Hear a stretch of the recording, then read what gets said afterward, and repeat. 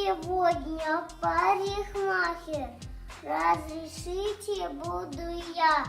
Я вам сделаю прическу, например, как у меня. Перед зеркалом садитесь. Я накидку завяжу. И, конечно, первым делом аккуратно причешу. А теперь накрутим челку на большие бигуди. Заплетем косички сбоку, хвост завяжем позади.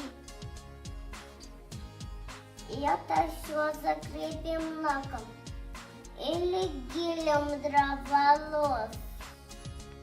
Подведем помадой губки и чуть-чуть припудрим нос.